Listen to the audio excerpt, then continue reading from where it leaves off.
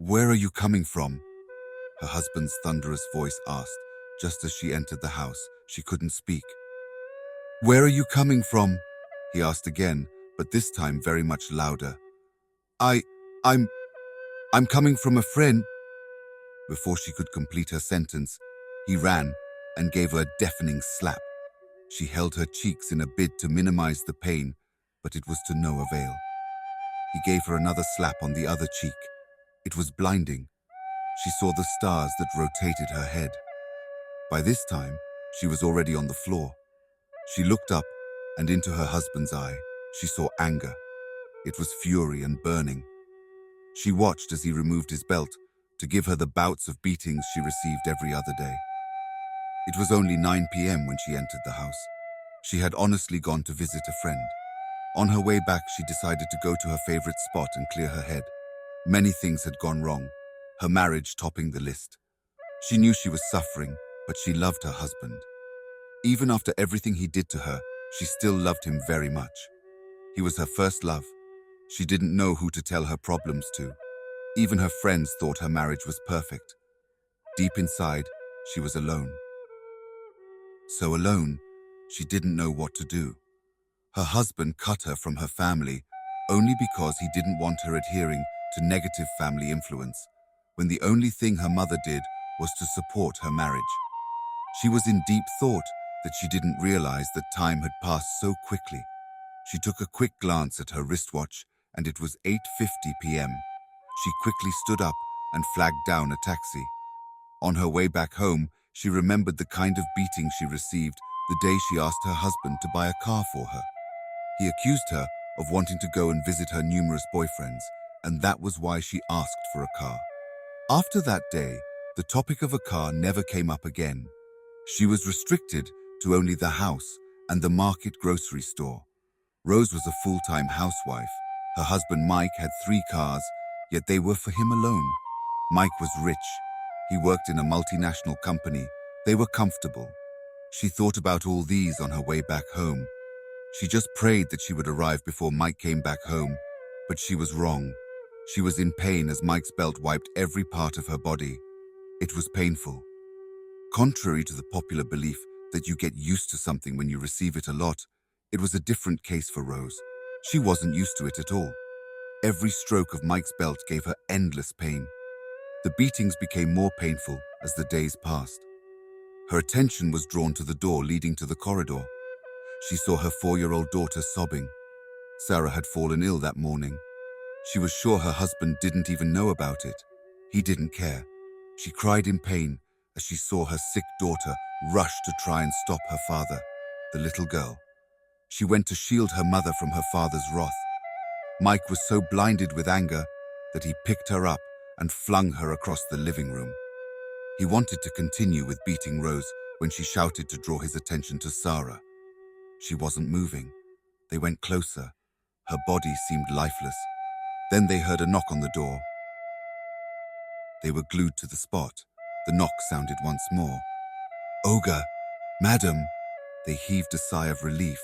It was the voice of their housekeeper, Amy. Mike picked up Sarah immediately and slung her over his shoulder so that it'd look like he was carrying her, and she was asleep while Rose went to get the door. She tried her best to keep a smiling face as she opened the door. "Yes?" she asked, "Madam. I forgot my cell phone on the kitchen counter, so I came to collect it." "Oh, yes. Yes, you can come in." "Okay, madam." Amy went inside. Mike's angry stare discouraged her from greeting, but she mumbled one anyway. If eyes could kill, Amy was sure she would be 650 beneath the ground. She went into the kitchen to collect it. Amy has been working for them for close to 4 years, since when Sarah was born. She was 54 years old. She comes 3 times a week to clean and do other things that Rose would want her to do. Everything else was done by Rose, including cooking and going to the market. "Madam, I've collected it. I'll be on my way." "Okay, good night. Stay safe," Rose said as she shut the door close. "So what are we going to do now?" Rose said to Mike in panic. "Let's take her to the hospital, quick. Grab my car keys." Okay, let's be fast," Rose said in reply. "Madam, please calm down. Your daughter would be all right, the nurse at the reception said to Rose as she paced around the hospital corridor in great worry. Rose didn't stop. She wondered how it was so easy for the nurse to tell her that. She hasn't had the experience, that was why she was trolling her mouth. Maybe she didn't even have a child of her own. Sarah was at the brink of, she didn't know, maybe death. Mere words from a nurse couldn't stop her worry. Sarah was her everything. Sarah was her solace. Sarah was her hope. Sarah was her only child after 2 miscarriages. She remembered her first miscarriage. That was when they were still young couples and Mike still had a soft spot. He had come back home angry that night and she was already asleep. Mike woke her up from her slumber and demanded for sex. She tried to explain to him that she was very tired and exhausted after going to the market and cooking everything they would eat that week, but he wouldn't take any of that. When she continued resisting, he sat on top of her stomach. She cried. She begged him to stop. After that, he forcefully had sex with her. She didn't call it rape because he was her husband. She was in pain. When she saw the blood that was coming from in between her legs, she knew it was over. She knew the baby was gone. She went into the bathroom and washed up. The next day, she went to the hospital for them to do anything they do to women that have had miscarriages. After everything, her husband apologized. He told her that he didn't know what came over him. She accepted his apology. She couldn't refuse. A year later, she put in again. This time it was 6 months old when it happened. As usual, her husband was beating her. She was running. He didn't even have the conscience to consider she was pregnant. He still chased her. What had she done? They had attended one of his normal business functions that day. They were going around greeting other couples. Looks were deceiving. Rose got to learn this early in her marriage. In this case, it wasn't looks referring to physical beauty, but the spectacle people want you to see. What they want the outside world to believe. To the outside world, they were the perfect couple. She followed her husband as they went around greeting his colleagues. Everyone was all smiles and hugs. She wondered what was beneath. She wondered what was hidden behind those smiles. She asked herself if this happy people she was seeing were really happy underneath all the charade, because sincerely speaking for herself, she wasn't. She was in deep thought when she sighted an old classmate.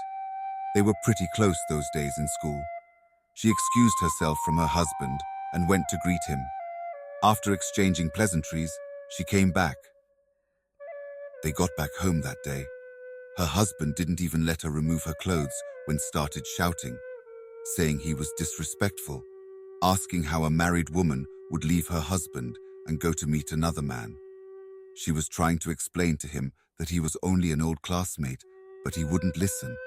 He started to ask her if he was one of her numerous boyfriends. She became pissed and told him that he was just jealous and insecure. Immediately she made that statement. It sparked up a burning fury in him. He pounced on her. Before he could reach her, she started running and begging him that she would never attempt such again. He didn't even respond. He continued chasing her. She ran till she reached the top of the stairs.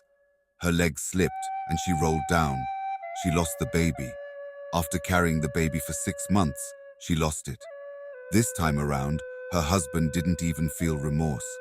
He told her that it would act as a lesson. She started to as herself when her marriage became this messy. Madam, yes, yes, she responded as she was revived from her deep thought. The doctor had come to give them the situation of the daughter's condition.